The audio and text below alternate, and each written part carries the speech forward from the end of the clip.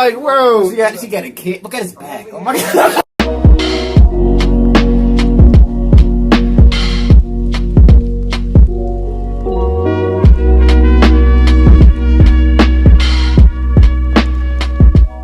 Welcome back to another reaction. This is Bill Burr on movie racial stereotypes.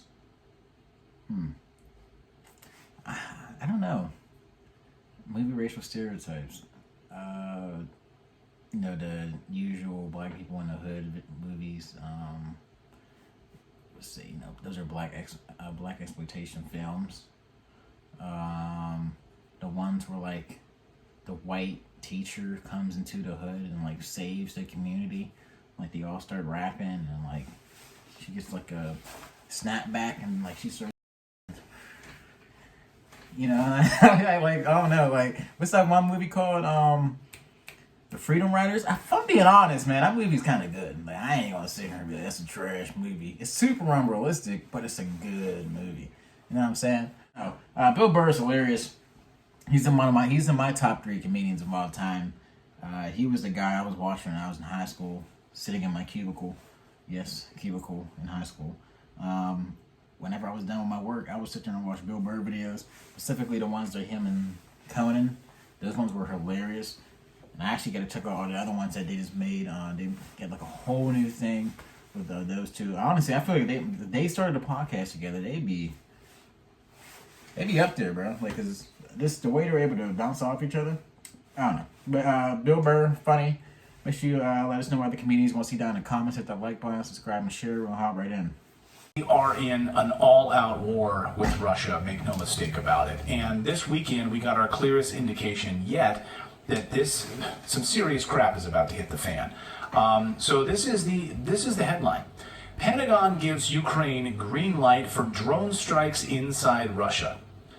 This is from the Times, quotes a U.S. defense source as saying the following. We're not saying to Kiev, hey, don't strike Russians in Russia or Crimea. We can't tell them what to do. It's up to them how they use their weapons.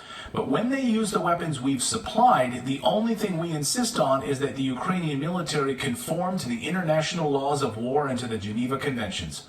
They are only limitations, but that includes no targeting of Russian families, no assassinations, and as far as we're concerned, Ukraine has been in compliance, the source says from the U.S. Defense Department. Can we talk about that assassinations thing again? Yeah. Can we revisit that? They haven't done any assassinations? Because I think like an assassination of a civilian, am I not mistaken? Was like yes. Yeah, the daughter of Alexander Dugin, right? His daughter, Dugina, right? Literally killed and confirmed by the United States. So we think that they've been in compliance? Except for that journalist, the daughter of that guy, we took her out. But and the New York Times we're talking about in compliance, U.S. standards compliance. Oh, yeah, which is what if by U.S. standards, then you got a lot of catching up to do because you've only done one. The United States is a long history of that. We just had a video last month that came to light that the New York Times verified was actually assassination of Russian soldiers. Yeah, we saw that. Yeah, I mean, well, that was war crimes. Yeah, but yeah, go ahead, Philip. Oh, I was just going to say something very Monty Python, like, well, maybe a little bit of assassination. Like, right. Well, yeah, I mean a little bit, but I mean, not a lot. It's just not a lot of assassination. We're not okay with a lot of it, but a little bit here and there, it's fine. It's just a flesh wound. I'm not dead yet. So the New York Times says that Ukraine strikes more boldly, seeing little room for Russia to escalate. The Pentagon is pretending that these drone strikes are being run by Ukraine, with what anyone with a brain knows that they're being coordinated and carried out by the United States. So these attacks inside Russia, greenlit by the Pentagon, are being carried out by the Pentagon and NATO lackeys, run by the Pentagon. Make no mistake about it. Don't take my word for it, though, because I'm just a lowly caveman journalist. Take the CEO of Raytheon, who accidentally told the truth on television. And how we're actually providing real-time targeting, courtesy of good old Uncle Sam. Here's the CEO of Raytheon. About 238 separate clearances at last count for the different programs. But the fact is, we do work with the government to provide real-time intelligence on the battlefield in Ukraine. I'll leave it at Damn. that. You already said Amazing enough, to man. me is the ability of the U.S. military to provide Ukrainians with real-time information to deal with the real-time threats. So we see, we can see a Russian tank, we can see a Russian APC, we can see a Russian missile get launched, and that information gets fed to the Ukrainians, and they can actually act on it almost immediately, which is something I think the Russians never contemplated when they invaded The Ukraine. government's Yeah. Well, he's like, that's all I'm going to say. But we've got literally, and then he goes on to say it. I'm not going to say it, but I'm going to go on to say it, which is we got real time targeting of Russian tanks, Yeah. literally down to the second. We hand that to the Ukrainians, and they carry it out. Of course, the Ukrainians are not carrying it out. We now know that to be the case. In fact, here's Caitlin Johnstone makes an amazing point, because this is an unmistakable escalation. And if you think Russia is going to, Yeah, I mean, it's different because that's what I was saying. Like, it's a proxy war because it's different when you're just supplying the weapons to a country than they're using those weapons to the effectiveness that they are capable of. But when you, as a country, are supplying military intelligence to said combatant of another country that's already fighting another war, what does that say to the enemy combatant?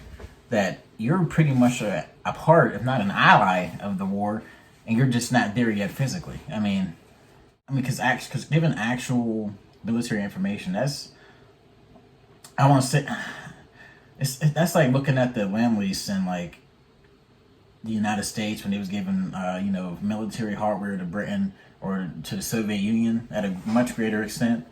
Like, you weren't providing the Soviets with tactical warfare whereabouts of where the Germans were. It's not like they had the capability to do that back in the day, but they weren't doing that. They were just literally giving them physical weapons of war and other things that they would need for the battlefield. But here, if the Pentagon itself is tracking Russia's tanks and giving that information to Ukraine and telling them how to best fight off the Russian invader, I don't know where Russia would necessarily stand in their ability to retaliate. I mean, they can retaliate regardless, minus all this Geneva Convention codes that they have going on where you're only supposed to act within a certain way within war. It's like all that stuff starts to go out the window as the ladder. They seem to climb on the ladder, and then people are getting hit. It's a whole different thing. back and let the United States attack its homeland, you're freaking nuts. Here's what Caitlin writes. Now we're at a point where there isn't much space for Russia to back up before it's against the ropes and potentially pressed to do something nobody wants, she says. These people should not be talking about escalation. They should be talking about de-escalation. We need diplomacy, de-escalation, détente, and we need them yesterday. Perhaps the attacks on America... go ahead. Well, I just want to say that you need to point out that when she says that nobody wants, that includes Russia. Yes. Right. They don't want this. They don't want a war with the West. Perhaps the attacks on American soil are actually already happening. So I'm going to throw this out there. We don't have confirmation of this yet, but neither does the government. The U.S. is now admitting that there have been over 100 attacks on our electrical grid in the past few months in the United States. And they admit they have no frickin' idea who's carrying out these attacks. Blackouts, winter, deep winter coming. Correlation, of course, correlation is not causation. But let's investigate. So here's Michael Snyder reporting on these attacks. He writes, someone who is purposefully sabotaging power plants all over America. Someone has been attacking power plants all over the country, and federal authorities are trying to determine who it is. In recent days, we've seen significant sabotage on both the East and West coasts. So it can't just be one individual that's responsible. During the first 8 months of this year, there were a total of 106 attacks on the electrical grid in the United States. And that represents the highest number ever recorded in a single year. Hopefully authorities will be able to get to the bottom of the mystery because winter will soon officially begin. If power goes out in your neck of the woods for an extended period of time during those months, what will you do? So I have a theory. Throw some 8 extra months? layers, man. Does that 8 months correlate to something else that's been unfolding for 8 to 9 months? Oh, the war in Ukraine. The United States and NATO involvement in the war in Ukraine. It's not causation. I'm just saying it's correlated. What's your theory? Ukraine, over half of Ukraine's, they've admitted to the United States, I think it's more than this, but they're at least admitting half of their electrical grid capacity in Ukraine is totally decimated. So it's not Ukraine carrying out these attacks on Russia. They are being decimated. According to a Newsweek piece this week, they cite a former U.S. colonel who is now leading a battalion of Ukrainians. Yes, you heard me right. A former U.S. colonel is leading Ukrainians on the battlefield and has been touring the front lines in the city of Bakhmut. He says it's absolutely, totally devastated by the Ukrainian army, and the only way they survive is with NATO support. He said they've been gone if NATO wasn't running things, basically. Listen to Newsweek, which is a liberal rag that you could line your birdcage with. Here's Newsweek Part 1. The battle for Bakhmut, if I'm saying that incorrectly, I apologize, in Ukraine's war-torn east has become one of the most brutal chapters of Russia's disastrous invasion of its neighbor. As Ukrainian defenders burrowed into lines of fortified positions and mud-swamped trenches, fight off waves of Russian assault units picking their way across the shell-scarred landscape, Newsweek writes. Then they say, they've got units on Overwatch. We can be engaged by direct fire within up to 4 kilometers, meaning the Russians. And they have drones overhead and aircraft, the colonel says. We're like mice trying to find our way through a maze with this giant malevolent cat pouncing and whacking at every potential pathway. They're being destroyed.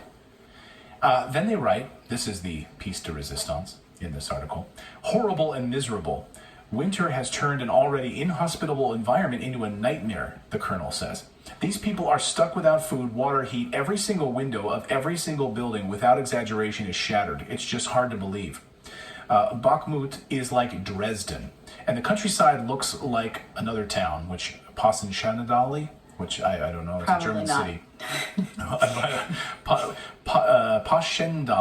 Passchendaele. Anyway, destroyed by Allied bombing in World War II, and the infamously muddy and bloody World War I battlefield. It's just a horrible and miserable place, he says. Ukraine closely guards its casualty figures, but its forces are believed to be suffering badly around Bakhmut. Yeah, in fact, we do have the numbers. 70%, according to the media, 70%. All casualties, and not being exaggerated, above 70%. So the people that arrive there are being killed or wounded almost immediately. Typically, about 80% of our intake, he says, the colonel says, so when these new soldiers come in to replace those that have been killed or wounded, they haven't even fired a weapon before. They have no experience. They're literally like taking kids, basically, handing them guns, and they've never fired a weapon before. So when we thought, oh, you're going to fight till the last Ukrainian, literally there will be no country left very, very soon. He says, we've got our work cut out for us. So where are you going to get these people? Just keep going down lower, or maybe get some 80-year-olds in Ukraine. Find some 80-year-olds or 10-year-olds. Start using those people. Well, they did recently remove the age restriction for enlistment. Yeah. So you actually could enlist a 10-year-old. A 10-year-old or an 80-year-old. Yes, both are possible. Unbelievable. And just so we're clear, Americans leading on the front lines against Russia. A former U.S. colonel is leading Ukrainians on the front lines against Russia. These forces have never fired a weapon before. 70% of them killed or wounded nearly as soon as they arrive and they pick up a gun. He mentioned Dresden in World War II, and I think it's important to show you what Dresden in World War II looked like, because the bombing of Dresden was a joint British and American aerial bombing campaign that a lot of people who were involved in that were, gave them nightmares for years afterwards that they did. Thought they were attacking and just was merciless. Total destruction of this German city, of Dresden. It was utter devastation. A city wiped off the map. Families just destroyed, wiped off the map. So all of that to say, Jens Stoltenberg out with an amazing interview over the weekend and says, of course, the head of NATO, says, I fear a full-blown war between the West and Russia, NATO chief warns. Oh, really? Now you tell us? So you haven't been instigating it to get to this point, have you, Jens Stoltenberg? He says, I fear that the war in Ukraine will get out of control and spread into a major war between NATO and Russia, said NATO Secretary General Jens Stoltenberg, responding to a question about his greatest fears for the winter in an interview. He told Norwegian broadcaster NRK on Friday that he was confident such a scenario could be avoided, but that the threat was there. If things go wrong, they could go horribly wrong, he said. Yeah. You think? You think? That's kind of what war is. I wouldn't say it's going right when people are dying. Yeah, I'd say it's already wrong. It's already going wrong. Yeah. I mean, so all-out war. I mean, and I think Caitlin Johnson's right. Like, Putin's back is against the wall right now. I mean, there's no more room for him to go. And I thought Moon of Alabama had a great analysis. There might not be a massive military move by Russia. Like, they're going to hang back on this position right now and not move. And as Ukraine keeps throwing more men at their forces, it's like hitting a steel wall, and they're just being destroyed. So Putin's decision might just be sit and let them bleed themselves dry right now. You keep throwing people at our steel wall, and we're just going to keep knocking them back, and you're going to have nothing left. Why do they need to mobilize? Why does Russia even need to move tanks into Ukraine any further? Right. And I thought it was an interesting analysis, so we'll see. And why does anyone then, agree to send someone else's relative up against that wall? Yeah, apparently as I'm like, keeping up on this whole thing, Russia was getting destroyed for a while, and that's only because, like I said, Ukraine was getting that military aid, really from the United States. That's really what pushed them to be able to push back the Russian forces, like all these new crazy artillery units they got. I don't think the United States something like any aircraft or anything like that, but tanks, like new generation tanks and stuff like that. Those Javelin missiles that they was using to take out the Russian tanks as well. The drones that they're now getting. So I don't understand why it's just like that has to be like, especially as the world superpower. I mean, we spend this much money on the military, but why don't we like focus on the diplomatic approach to this? Like they said, there's really no other way for Putin to go. Like, what other options does he really have besides that nuclear button one? Who's to say he's just not going to smash that big red button and just end it all? Here we go. Boom. I don't know, but it's an interesting video. Let us know if you want to see more videos like this down in the comments. Hit that like button, subscribe, and share. I want to see you next time. Have a be. Peace.